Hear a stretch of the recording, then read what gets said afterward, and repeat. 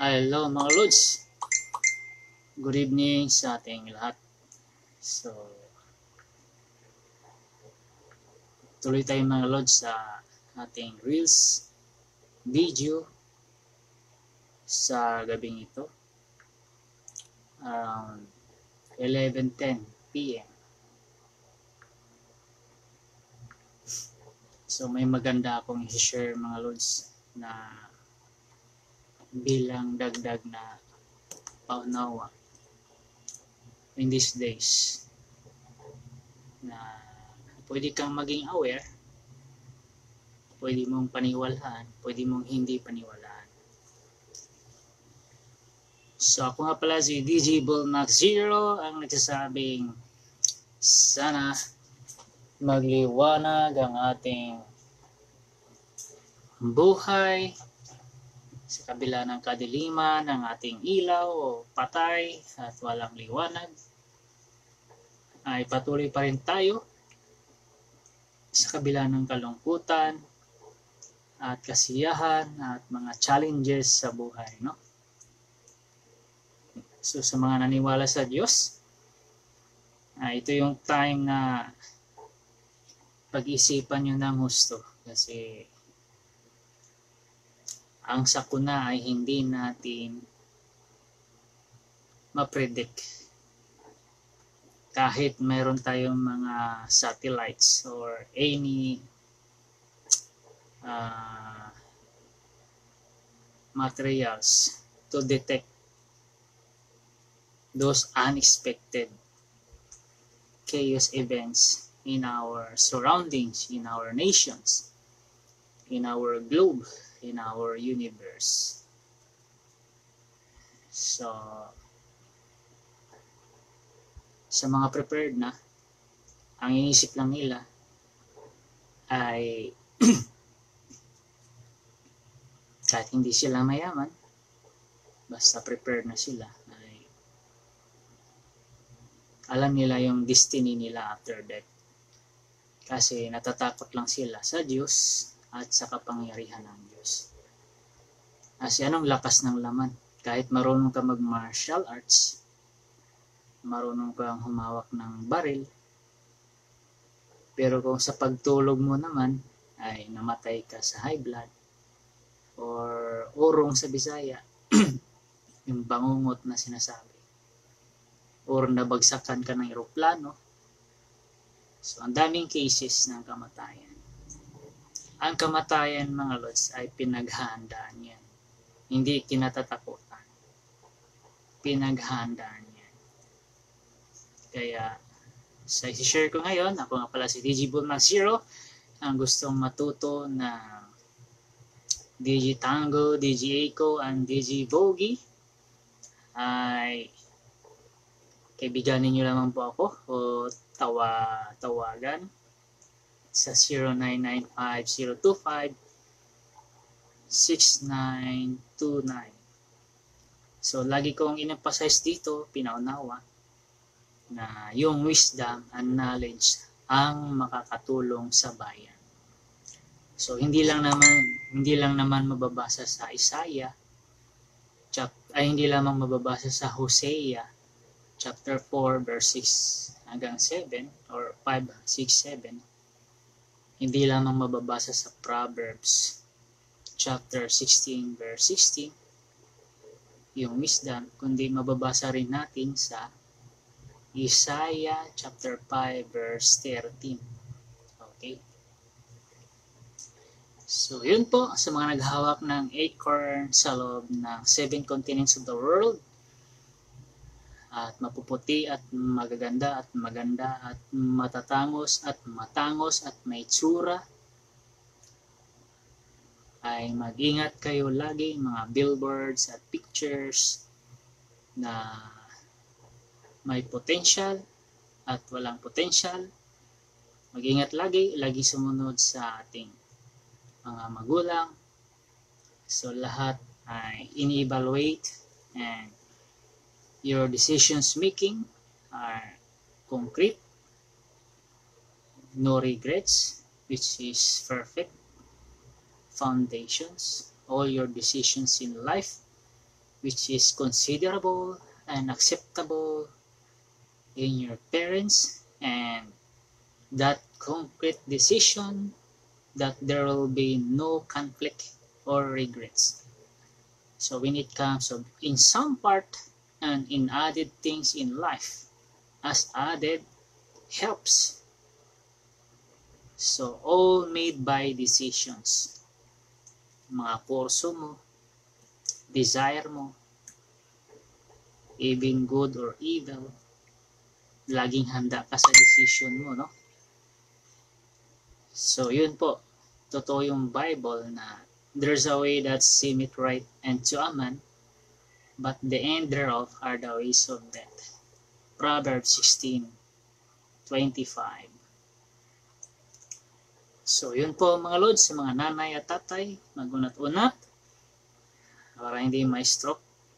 Sa mga lola at lolo, ay advisable po sa kanila magbilad-bilad ng araw o maligo sa dagat, sa tabing dagat, ibaon yung kanilang katawan sa buhangin sapagkat nandoon yung kagalingan at kalakasan. In scientific study, there will be a lot of ions around the shore side of the sea, oceans. And there will be the benefits of fresh oxygen. Okay? So, yun po, concern ko sa mga billboards na kanilang mga lolo't lola ay sikapin ninyo na madala sila sa tabing dagat. So, ano pa?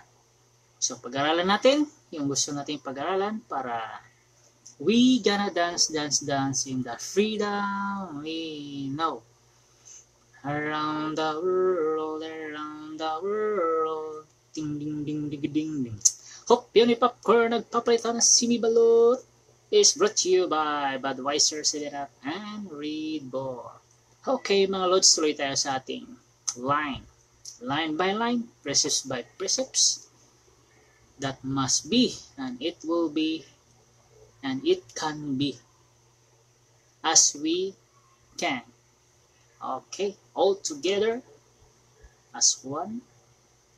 If there is, and if there will be, then, and if, or. Okay, and you are. So, yun po mga lods, tuloy tayo. Sa ating buhay mga lods, magbabase muna tayo ngayon sa verse. So, umpisa, lahat ng tao sa mundo ay may pananampalataya. Hindi pwedeng wala.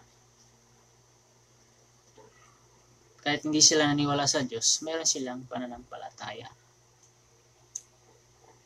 So, based my study or learning every day since from the beginning of increase of my thoughts. So, there's faith. As long as the human being are able to create something bigger, small, or tiny as part of creativity. So, creativity, creations, is in human side thinking. You cannot create without faith, desire, and love, and passions. Kasi kung wala yung mga bagay na yan, ito, mga upuan, damit, ito, wala, hindi mo mabubuo yan. Kasama talaga yan. Love, faith, passions, concrete, and desire or goal as part of creativity of human thoughts. Ibon nga, marunong magtahi sa kanyang nest or tinatawag nating pugad sa Bisaya, sag. So, marunong sila magtahi. Kung sa tao pa, marunong magtahi ng damit. So, ang dami nating pasakali, no? Pinaunawa ko lang na the highest form of animals is human being according to our study of science. Simula pa nung tayo'y bata pa, no? hanggang ngayon. So, marami nag-aaral ng science, hindi alam yung meaning ng science, no?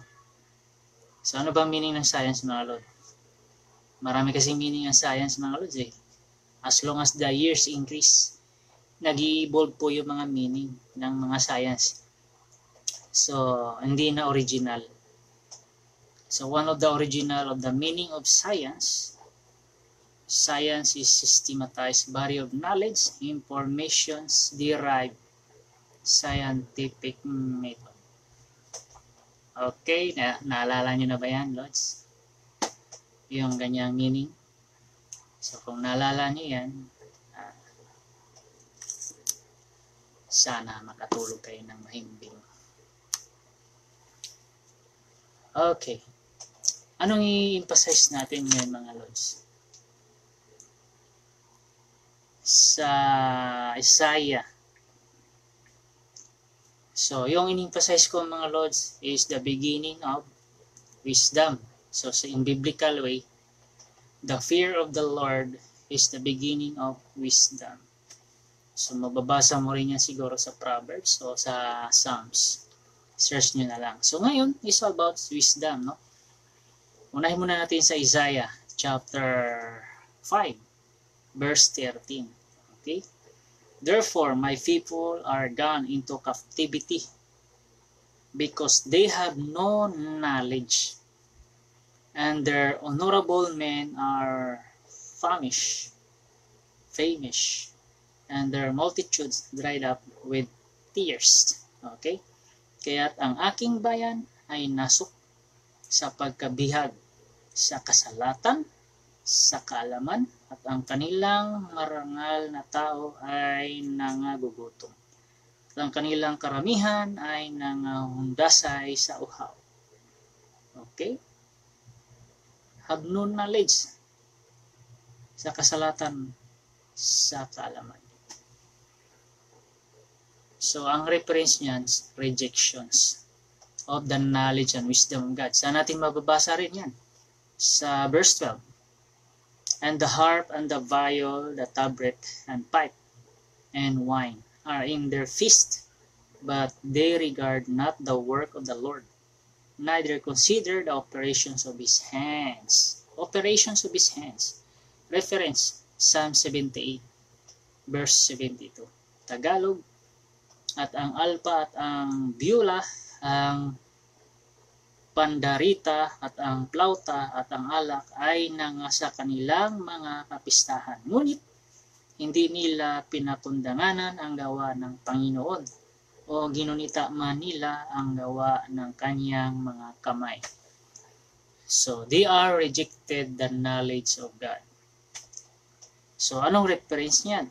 When it comes of knowledge or wisdom, Hosea chapter 4. So, welcome sa mga watchers or viewers sa gabing ito. No? Kung tatapusin ninyo ito, you are a blessed. Hosea chapter 4, verse 5 or verse 6. So, verse 4, at verse 5 muna tayo. Therefore shall thou fall in the day, and the prophet also shall fall with thee in the night, and I will destroy thy mother. Verse 6, nagalit ang Diyos sa verse 5, no? Sa verse 6, my people are destroyed for lack of knowledge, because thou hast rejected knowledge. I will also reject thee, that thou shalt be no priest to me, seeing thou hast forgotten the law of thy God. I will also forget thy children. Ang aking bayan ay nasira dahil sa kakulangan ng kaalaman, sapagkat ikaw ay nagtakwil ng kaalaman. Akin namang itatakwil ka upang ikaw ay huwag maging saserdote ko. Yamang iyong nilimot ang kautusan ng iyong Diyos. Akin namang kalilimutan ang iyong mga anak. As they were increased, so they sinned against me. Therefore will I change their glory into shame. Kung paanong sila'y nagsidami, gayon sila mga kasala laban sa akin. Aking papalitan ng kahiyan ang kanilang kaluwalhatian. So, perpetual shame po yan mga Lods. Sa Jeremiah chapter 23 verse 40. So, yun po mga Lods. You cannot win the battle without wisdom or knowledge from God. That is the basis of God. Once you are going to change your nations, once you are going to change your lifestyle, once you are going to change your standard of living, or even a prosperous lifestyle. So, mahalaga po mga Lods, i-ano natin ang Diyos sa buhay natin. So, wisdom po ang mahalaga. So, anong dapat gawin? So, bago tayo darating dyan. Kasi sa Proverbs 16:16, okay, basahin muna natin yung Proverbs 16:16. This is the invitations of the Word of God unto us. Okay? Sa Proverbs 16:16, sabi dito, how much better is it to get wisdom than gold, and to get understanding rather to be chosen than silver. Pagkaigi nga na magtamo ng karunungan kaysa sa ginto, o magtamo ng kaunawaan ay maigi kaysa pumili ng pilak. Wisdom. So this is my special gifts. Those who want to learn something, DG Tango, DG Boogie, and DG Eco. Diyan po ako magbabase sa mga wisdom na i-share ko mga Lods. If there is. It's all about if. Doon sa magiging kaibigan ko someday somehow. For to establish the second. So kung tayo ang ginamit, kasi once you are a believer or believing in God, you are the mouthpiece and peace of God as added helps to establish the second. God cannot establish His kingdom here on earth without reaching people. So, sino ni-reach out niya? Those who inspired by God. Sa umpisa sa Genesis, si Seth,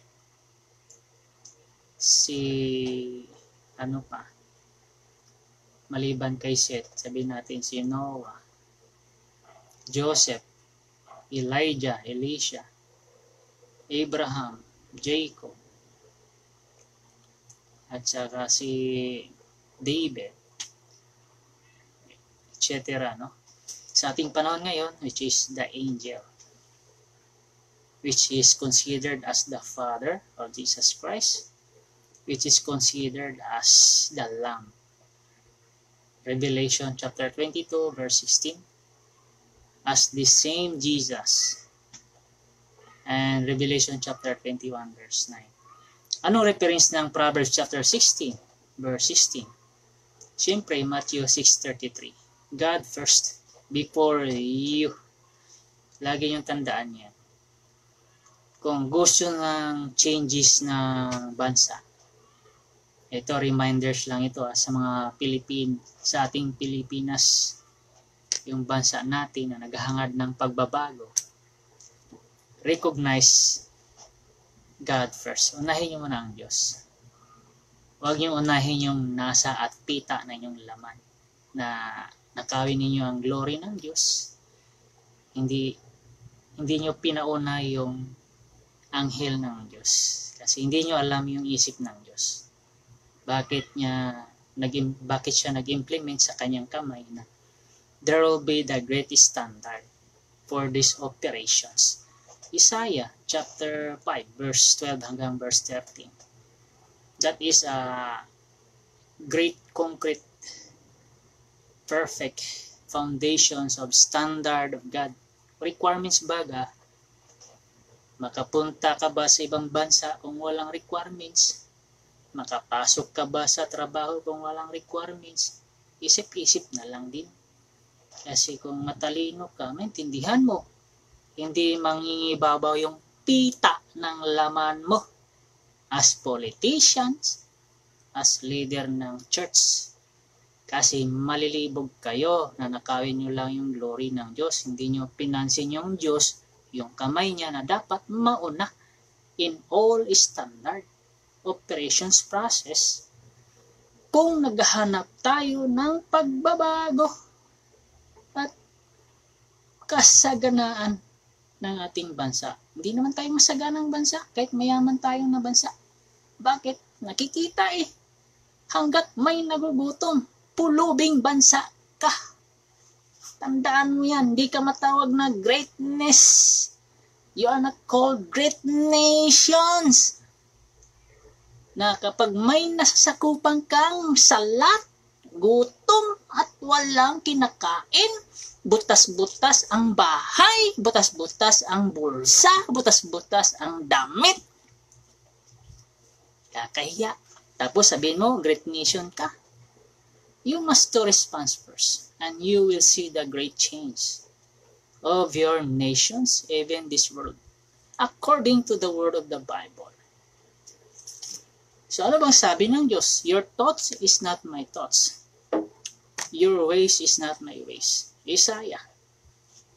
Diyan na lang kayo maniwala. Hindi dito sa nagsasalita. Kasi nagpapaunawa lang bilang tumulong na may tayo ang kaharian ng Diyos. Okay? Huwag kayong magnakaw ha. Kasi pita kasi karamihan ang pinairal Kaya ninakawan yung glory ng Diyos. At sabi ko nga, wala kang lugar sa langit. Enjoy your life with a useless lifestyle. Yun lang yun. Pag nagnakaw ka ng glory, magkawindang-windang talagang buhay mo. There is a way that seemeth right unto a man, but the end thereof are the ways of death. Proverbs 16:25. Mga magnanakaw po yan ng mga glory. Magnanakaw ng glory yan. Hindi lang sa pera. Basta number one problem, dulo ng kamatayan, ay magnanakaw ng glory ng Diyos. Halimbawa, ako yung kamay ng Diyos sa lupa, inatasan sa responsibilidad ng kaharian niya. Paunahin niyo ako. According to the standard of God, kung ako yung anghel na sinasabi ng Bible, paniwalaan ninyo. Mauna ako sa standard operations of God, and all things will follow. Halimbawa lang yun. You must have a discernment. Kasi nagpapaunawa Diba? Messenger is always explaining the events of tomorrow and prophesy truthfully, and it will happen. Instant, in other season, or maybe not, or maybe yes. Sila ang nagpapahinto ng panahon kasi sila may access sa Diyos, yung mga anghel na ginagamit sa lupa. So ito mga Lods, Isaiah tayo ha, kasi sabi ko nga lahat ng tao may pananampalataya. Mas maganda na rin maunawaan. Isaiah chapter 5 verse 9. Basahin natin mga Lods. Verse 9. In my ears, said the Lord of hosts, of a truth, many houses shall be desolate, even great and fair without inhabitant. Sa aking mga pakinig ay sinasabi ng Panginoon ng mga hukbo. Sa katotohanan ay maraming bahay ang magigiba, malaki at magaganda na walang mananahan. Ano ibig sabihin yan mga Lods? Nakakatakot, no? Malalaki at magaganda na walang mananahan. Maraming ibig sabihin yan mga Lods. Umpisahin natin sa religion. Religion tayo. Once you are not going to obey God's hands in these days, always in these days, lagi nyo tandaan yan. You must to analyze. Even 1,000 years ago, decades, or centuries, always in these days. Kasi bakit? Redundant, the same place, the same hour, even the same calendar. So, always in these days. Basta name calendar, different structure man yan, basta the same. As long as tayo ay umaapak sa lupa, always in these days. Kahit 1,000 years ago. Today is the future of yesterday. And yesterday is the past day of last days. And tomorrow is the future days of today. So today is the reality from the past, from yesterday. Almost the same. The same. Kaya in these days, singular and plural form yung days dyan. T-H-E-S-E. And days with S. In these days. Always in these days. Every day, always in these days. Kahit umabot na tayo ng billions of years. Always the same events of in these days.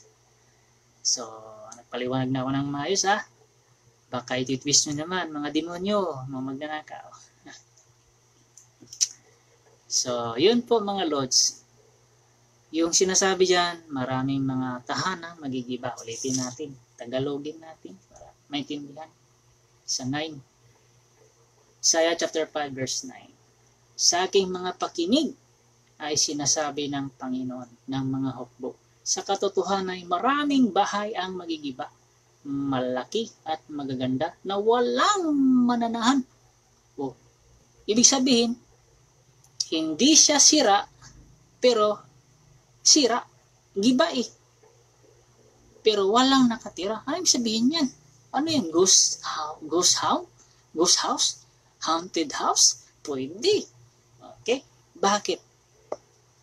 They reject the operations of the hands of God. Sa verse 12. So, balik tayo sa verse 9. Yan. Unahin natin yung religion.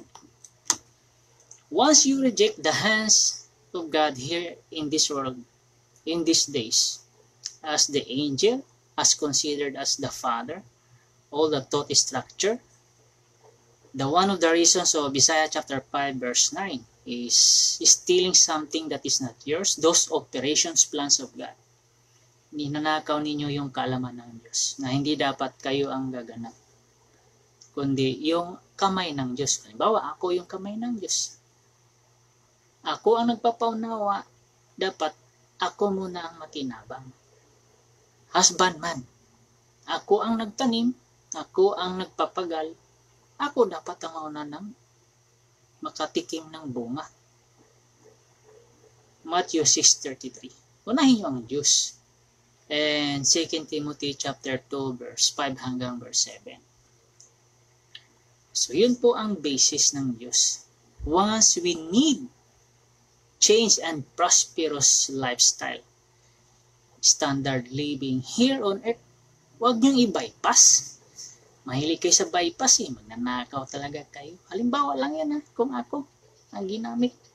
Halimbawa lang yun. Kasi mahirap mag-iabang.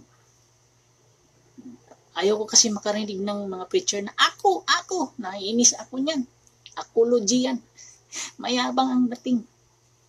Ako, sample lang. Kung ginamit tayo. Kung ako yung ginamit ng Diyos na anghel, example lang yun. Ako dapat ang mauna. Kasi, siya ang may dunong, may access sa Diyos, nakakaalam sa mga plano kung paano ka payamanin. Totoo. Kaya yung mga nag-reject sa kanyang kamay, sa ating panahon ngayon na tinatawag na in these days, mga simbahang malalaki yan. Mga simbahang malalaki na wala ng lakas. Bakit? Kasi magnanakaw sila. O sino yung mga simbahang malalaki? Sana hindi magnakaw. Hoy, tumulong kayo ha. Kasi pag hindi kayo tumulong, tatawa lang dito. Kayong natamaan sa Isaiah chapter 5 verse 9. wala kayong kwenta. Yung faith nyo, tae, hindi totoo. Kasi, sira, pero hindi sira, pero walang nananahan. Ibig sabihin, bulok o hindi maganda yung gusali na yan. No? Ibig sabihin, nireject nyo yung plano ng Diyos. Kasi nanakaw nyo na. Rejections means there is something reason na i-reject na natin yan. Alam na natin yung plano ng Diyos. Kaya hindi na tayo susunod sa operations plans of His hands. Isaiah chapter 5 verse 12. So you reject the wisdom of God kasi akala nyo kasi nakita nyo lang yung isang formula. Sagana kayo sa invento o creative thoughts na, uy, tama na tayo. Salamat ha, pinakita nyo sa akin yung formula. Kami nang bahala. Bye-bye! Bye-bye angel, bye-bye the hands of God. Sabi din ng anghel ng Diyos, bye-bye din, punta kayong impyerno, hell. Revelation chapter 21 verse 8. Kaya sinasabi diyan, mga simbahan, mga bahay, gusali sa gobyerno, mga business na galing sa nakaw yung pera. O, sa mga organisasyon, galing sa nakaw yung useless yan. Kasi lahat nga may pananampalataya. Once you reject the hands of God in these days, useless yung mga simbahan ninyo, useless yung mga kaharian ninyo, useless yung mga samahan ninyo, useless yung panggobyerno ninyo, useless yun lahat. Walang kwenta yan sa harapan ng Panginoon. Diba? Pinaunawa ko na yan dito. Useless yan. Romans chapter 3 verse 10. Kasi mga buang kayo. Abnormal. Kung ayong maging buang at abnormal, hanapin mo yung kamay ng Diyos. O, halimbawa, kung ako, di hanapin nyo. Pasakop kayo. Kasi dalawa lang ang sinasabi ko na mapagkatiwalaan sa buong mundo at buong universo. Revelation chapter 21 verse 9. Yung bride lang at saka yung lamb are able to prosper your lifestyle, to change your nations in prosperous way. And there will be the peace, and the peace there will be no end. Walang katapusan. And God will wipe out your tears. Pag nagnakaw ka na bansa, hindi ikaw yun. Magnanakaw ka lang talaga. Totoo. Useless yung mga building ninyo, faith ninyo, yan, mga faith ninyo. Ayaw yung sumunod sa Diyos, nireject nyo, paninirang puri. Halimbawa, ako na naman, puro ako kasi bad record na ako noon eh. Naging pastor, naging bad record din sa mga marites. Kasi nga, mayroong demonyo nanunukso, no? Kaya wala na akong gana kasi ako din nawala na rin ng gana sa tinistimony ko dito, no? Na bishop na mag-asawa. At marami pang iba. So maraming reasons po. So kung isipin natin, tayong lahat walang kwenta. Sa Isaiah chapter 5 verse 9 hanggang verse 13. Yun nga lang sa aking buhay, kung ako man yung anghel, hindi ako kasama doon na walang kwenta. Kayo lang. Totoo po. Kasi ako yung nagsabi na wala akong demonyo, hindi ako baliw. Kasi nagtestimony ako. Nangangaral ako, nag-share ako. Kahit wala na ako sa pulpit. So, anong ginamit kong verse na wala akong demonyo? John chapter 4 verse 49. Wala akong demonyo. Kung anong sinabi ni Jesus Christ as a believers, as my spirit attached His spirit, sinabi ko rin na wala akong demonyo. So, you must have a discernment. So, kung bansa ka na magnanakaw, kaharian ka na magnanakaw, useless yung kaharian mo. Walang lakas yan. No? Ang mananahan sa'yo, mga demonyo din, spirito. Sira din. Kahit mayaman ka, you are be the very most richest people around the world, around the globe, even the universe. As long as you are rejecting the hands of God in these days, useless yung buhay mo. Walang kwenta. Walang kwenta. Di ba sinabi ni Jesus Christ yan? Maangkin mo man ang mundo, kung ang espiritu, buhay mo man ay punta sa impyerno ba yun? Hindi na kasi ako nagbabasa. Kalimutan ko na anong verse yan. Kaya na lang mag-trace. Nagbabasa. Di ba meron yun? You can gain the whole world, but your life or spirit are going to perish. Kaya yung mayaman, nalungkot. Sa anong dahilan nalungkot yung mayaman? Sabi kasi ng mayaman, Lord, Master, paano ko makapasok sa karyan ng langit? Anong sabi ni Jesus Christ? Kasi alam ni Jesus Christ, mayaman eh. Ipagbili mo lahat yung kayamanan at ibigay sa mga dukha. Nalungkot yung mayaman. Nag-isip ng malalim. Ano ba yan? Ang hirap nito ah. Gusto kong makapasok sa langit. Ganito palang requirements. Wala kang magagawa. Pero hindi alam ng mayaman na pag sinunod niya yung utos ng Diyos, mas lalo siyang mayaman sa langit at sa lupa. That is called put to the test of your spirit. That is the principles of prosperity. Pero yung makunat, ayaw magbigay, magtulong sa pastor, tapos paray payaman lang, tapos sinisiraan pa. Walang kwentang buhay yan. The principles of God is different. Tingnan nyo ha, there's a big contrast of wisdom. Kakaiba. Yung mayaman, nagpapayaman sa sarili lamang. No? Nung na-encounter niya si Jesus Christ, dahil gusto niya makapasok sa langit, nalungkot. Kasi magkaiba sila ng prinsipyo. The wealthiest place after death is the kingdom of heaven. Talagang nandun yung tunay na buhay, as in walang gutom na hindi mo naranasan dito. Kasi it's all about life. Yung pinaunawa ko dito, the book of Bible, kung i-generalize mo sa isang word, maliban sa word, is life. Life lang, word and life. Yan lang dalawa. Kaya, if you're against the will and plans of God, tapos ninanakaw niyo pa, halimbawa, presidente, hari, lahat ng religious leader, organizations, or ordinary groups of LGU, o yung mga non-organizations, mga leaders, team, ninakaw ninyo, pierno talaga kayo. Kasi that is not, you are not following the principles of God. There will be the great contrast of thoughts when it comes of prosperous way lifestyle. Kung naghanap ka ng change ng bayan mo, buhay mo, standard of living. Makaranas ka sa pag-iipon. Yaman ka, totoo yan. Pero hindi yan yung totoong pagyaman. Kasi kung talagang gusto mong prosperous way of lifestyle, makarating ka sa ibang bansa. Sa atin kasi, hindi ka makakarating ng ibang bansa na mamasyal lang kung hindi ka talaga magsikap, mag-business. Totoo.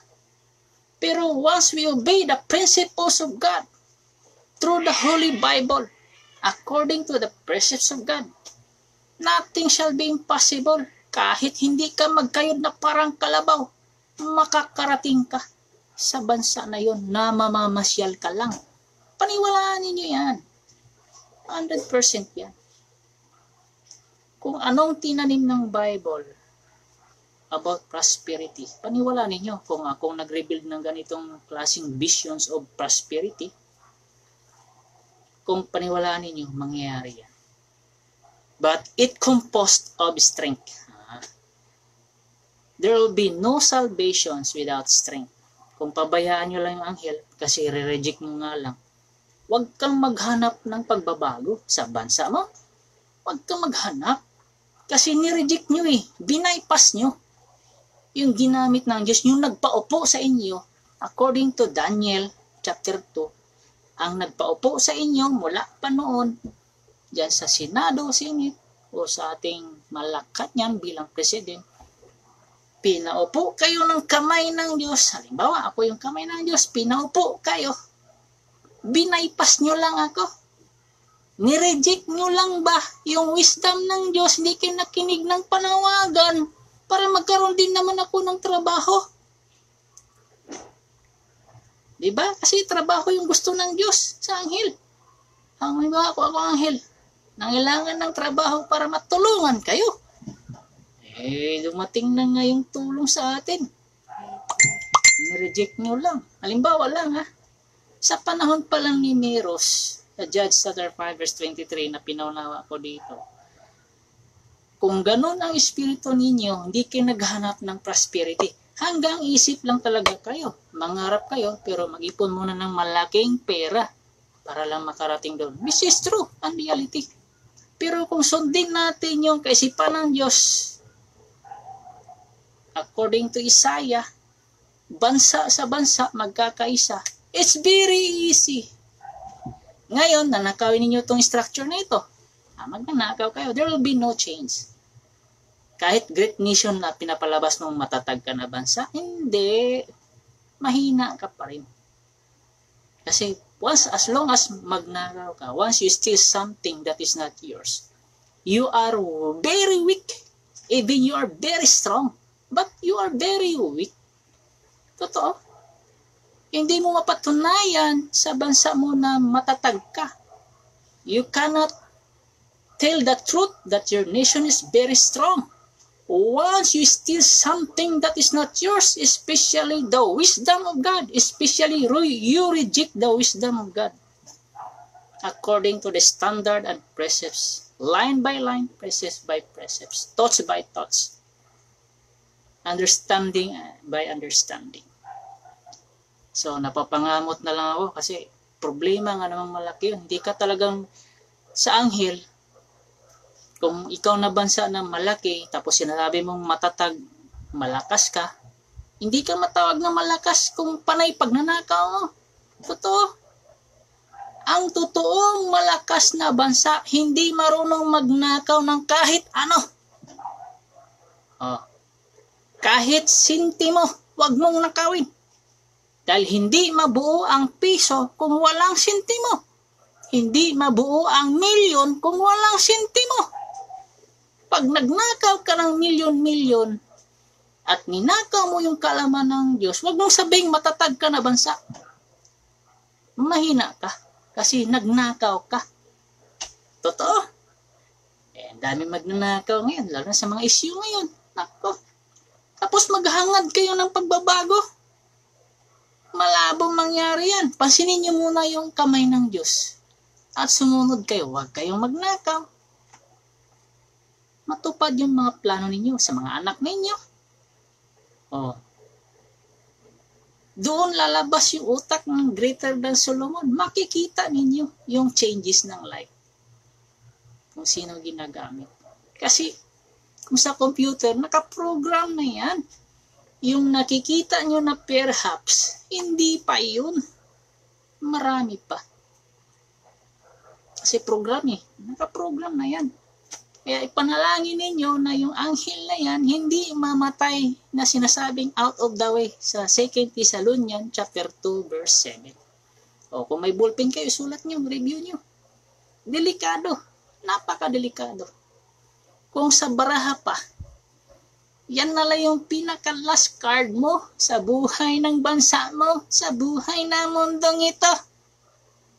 Pag pinakawalan mo yan, pinabayaan mo yan, dahil gusto mo lang ikaw yumaman at gumanap sa plano ng Diyos, patay ang buhay mo, patay ang buhay at bahay ng bansa mo. Yung butas na bahay, manatiling butas-butas. Yung nagbibinta ng tao, manitiling magbinta-binta ng tao sa ibang bansa kasi yun nga lang inasahan eh. Pag abroad ka, sika. Hindi nila alam na bihira lang yung nag-abroad na saganang buhay. Karamihan, suffered. Very suffered. Totoo? Totoo. Huwag kayong magalit sa akin, news updates. Kasi kung pag-usapan natin yung realidad, mga lods, kahit sa aking buhay na lang kung naisinilang ako ng 1983 hanggang ngayon, kung marami kayong questions sa akin, sa government, kasi alam ko maraming galit sa inyo sa akin. Kasi tingin nyo kasi against ako, pero hindi ako against. Nagpapaliwanag lang po. Dagdag kaalaman. Halimbawa, yung presidente ng bansa natin, magagalit sa akin. Dito sasabihin ko, Mr. President, halimbawa lang you must to review all the videos every day since 1983. Doon tayo kukuha ng aral hanggang ngayon kung ano yung mga weakness ng bansang ito na paulit-ulit lang. Hanggang saan kayo matatapos? Ilang araw kaya kayo matatapos, no? Kung i-review nyo, year by year, from 1983 hanggang ngayon, may changes ba? This is a challenge. All politicians na galit sa akin, halimbawa lang, all politicians and all governments, patunayan nyo sa akin na mali ako o tama kayo. Halimbawa lang yun, hindi ako naghamon. Pero sa halimbawa, naghamon ako. Hamonin ko kayo. Pag-aralan nyo mula 1983, all the news updates, wala pa yung YouTube. Sinong dihado? Siyempre, yung dinidihado, walang kapasidad lumaban. Kailan lumabas yung YouTube? Cellphone. May kaalaman na yung tao. Because of the Constitution, we have a freedom of speech, freedom of expressions. Nagkawindang-windang kayo ngayon mga politicians. Bakit? Natauhan yung mga tao dahil sa kahirapan. Kinakalaban na kayo. Your books of Constitution will fight back sa buhay ninyo mga politician. Kayo lang din ang kinakalaban ng Constitution. Tapos sabihin nyo, kumakalaban kami sa inyo. Ito, halimbawa lang to Kasi hinamon ko kayo sa halimbawa. Pero sa walang halimbawa, hindi ko kayo hinamon. Pinaunawa ko lang.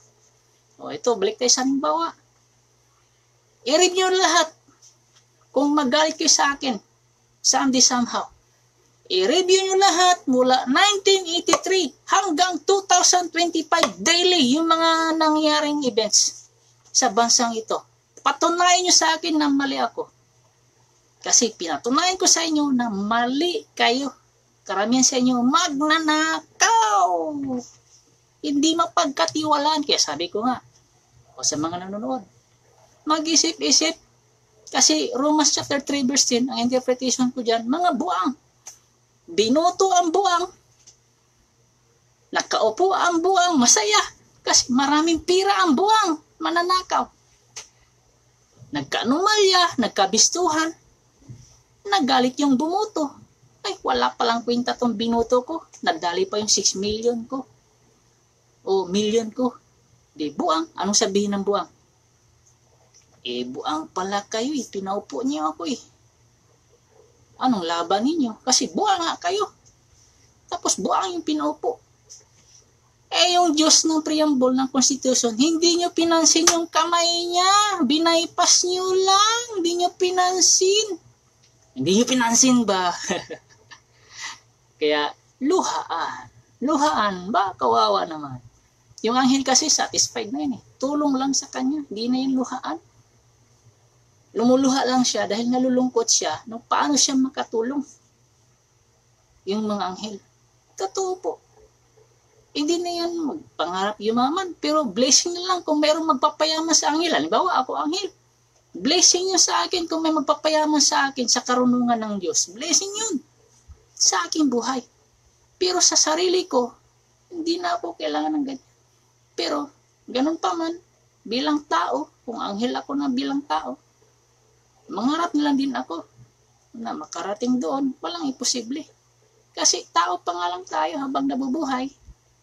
Hindi pa tayo na-enjoy Na-enjoy ba kayo sa buhay nyo ngayon? Kung hanggang bahay ka lang? Tanungin ko kayo, mga nanonood, na-enjoy ba talaga kayo? O hanggang bahay ka lang? O hanggang Luzon ka lang? Hanggang Bulacan ka lang? Makapasyal? O hanggang, hindi ka nga siguro makarating ng Tugigaraw o papuntang Mindanao? Nakakawawa, di ba? Hindi ka nga siguro makaligo ng Boracay. Ako, hindi pa ako nakaligo, no? Pero marami na akong napuntahang lugar sa buong mundo na mas maganda pa sa Boracay. Doon ako naliligo. O, mas nauna pa yung ibang bansa kaysa sa ating bansa. Boracay, hindi pa ako nakaligo dyan. Issue sa aking buhay yan. So, yun po. Blessing po. Pag, ano ba, ako anghel, ginagamit ng kaalaman ng Diyos as greater than Solomon, more than Solomon. Blessing po sa akin yun na yayaman ako. Pero hindi ako magbabago kasi hindi ko nga madala yan. Itutulong na lang yan. Pero ganun pa man, the blessings and the grace of God is like a fountains of water. Tandaan niyo yan. Like a river flow. Ibig sabihin, hindi ka mag-worry kasi laging fountain yan. Walang kaubusan na pagpapala. According to the principles of God. Hindi nyo kasi nakuha yung pagpapala ng Diyos. Yung prinsipyo talaga ng Diyos. Yung mayaman kasi nalungkot, hindi nyo nakuha yung prinsipyo ng Diyos. Laliman nyo yung kalaman nyo dyan. Pero pag hindi nyo matarok, huwag nyo nalang tarukin. Kasi mabubuang talaga kayo. Romans chapter 3 pa nga lang. Tingin ko sa mga tao, buang talaga. Tapos tatarukin mo yung tinuro ko sa'yo na yung mayaman, ay lalo hindi mo matarok. Kailangan mo ng guidance para matarok mo yung principles ng Diyos. At hindi yung principle, no, ni Jesus Christ. Ibigay mo, ay pagbili mo lahat yung kayamanan at ibigay mo sa mga dukha. Ibig sabihin, yung bansang Israel na nakikita niya, hindi pa naman yung bansa kasi watak-watak sila. Kumbaga, nakitira lang sila. Kumbaga, naglakad na si Jesus Christ sa lugar na yan, Galilee, Israel. Hindi pa yan bansa as in not recorded. Kumbaga, hindi pa legal na bansa. Bagamat bansa ang tawag. Nakita ni Jesus Christ na weak pa yung bansa niya na kinalakihan niya kung saan siya isinilang. Weak yung bansa niya. Biruin mo, mayaman, pagsabihan niya ng ganun. Ipagbili mo lahat yung anong mayroon sa'yo at ibigay mo sa mga dukha. Hindi pa matatag, hindi pa malakas. Ito, halimbawa uli. All nations of the world. All nations. Great and small. Mayaman at mahirap o middle class standard of living. Do not claim that you are very great nations. Once there's a lot of poverty people experience great famine in your land. You are not very strong. You are very, very weak. Weak. According to the precepts of God. Through the word of the angel. Huwag kayong mag-claim na malakas. Mahina kayo. Hanggat may nagugutom. Tandaan yan. Hanggat may nagugutom, hindi kayo malakas na bansa. Mahina pa rin kayo kasi binaypas nyo yung plano ng Diyos. Binaypas nyo yung kamay ng Diyos. Okay? Unahin nyo yung mga illegal na pamumuhay. Ayusin ninyo. Pinoproblema nyo yung legal, tapos yung illegal, hindi nyo pinoproblema. Anong klaseng gobyerno yan? Halimbawa lang yun Kasi sa halimbawa tayo tumitira. Halimbawa lang. Pag hindi na halimbawa, ba't mo titirahin? Sample lang yun Ba't nyo titirahin yung mga kumukuha ng legal na bagay? Sa kapaligiran ng legal na bagay, maraming illegal. Tapos pinoproblema niyo yung mga legal? Ang mga illegal, hindi niyo pinoproblema. O paano kayo magkaroon ng kasaganaan? Changes. Kung patulog-tulog kayo, ang pinoproblema niyo yung mga legal kung paano yung pagpipirahan. Tapos yung mga illegal, hindi nyo inaayos. Ay, mga buang talaga kayo. Totoo. Totoo. Natawa na lang ako. Halimbawa lang yun dito tayo maglalaban. Kung akong masama, nang putangin na nyo, pinoproblema nyo yung legal, tapos yung illegal, hindi nyo pinoproblema. Mga buang talaga kayo. Mula presidente hanggang baba. O makipagtalo pa kayo sa akin. Kung makipagtalo kayo sa akin, yan ang challenge ko ngayon. Halimbawa lang i-review natin lahat ng mga news at video. Mula 1983, pag-aralan natin bago tayo magtalo. Tingnan natin kung sinong mananalo. Okay? That's a challenge. Sa example lang yun. Pero sa hindi na example, tahimik ka na lang. Huwag mong kalabanin. So, natauhan? Natauhan. Problemahin nyo yung mga illegal Huwag nyo muna problemahin yung mga legal. Madali lang yan Kasi sa akin lang, decision ko, yung hawak ko na self-defense. Anytime, pwede ko surrender yan kasi legal yan Hindi naman yung illegal. Tapos yung karamihan ko sa paligid, mga illegal, halos. O di problemahin nyo yung mga illegal. Hindi nyo magawa. Bakit? Natatakot. O paano yung pagbabago? Wala. Takot Useless yung laki ng sahod mo. Serbisyo. Halimbawa lang yun Pero realidad, totoo po yun. Delikado po yung titirhan nating bansa. Ang daming illegal. Tapos pinoproblema nyo yung mga legal para pinoproblema nyo yung legal para titirahan ninyo. Na madali lang naman ayusin. Di ba? Ang pag-ayos niyan, pwede hindi niya na i-renew, ibalik na lang para walang problema. Yun lang solusyon. Tapos ipaliwanag nyo ng husto sa loob na 1 buwan, anong klaseng warrant? Yung legal na kumuha ng legal na self-defense, anong klaseng warrant yun? Ba't nyo isyuhan ng warrant of arrest? Samantalang ang daming illegal sa paligid, hindi nyo maisyuhan, hindi nyo ma-search, hindi nyo halughugin. Tapos pinoproblema nyo yung legal. Halimbawa lang yun matauhan naman kayo. Huwag kayong magalit. Realidad. Example. Okay? Obey the principles of God. Proverbs chapter 16, verse 16. Expect great things from God. A new beginning. Beautifications of life. Great changes. Great change. Once we obey the principles of God through His hands here on earth. Because that is the hands of God guided by the Lord. Exalted by the Lord. Psalm 78:72. In-exalt yan dyan sa libro ng Biblia. Tapos hindi nyo pansinin. Ang dami ng reference Hosea chapter 4 verse 6 hanggang verse 7. Isaiah chapter 5 verse 9 hanggang verse 13.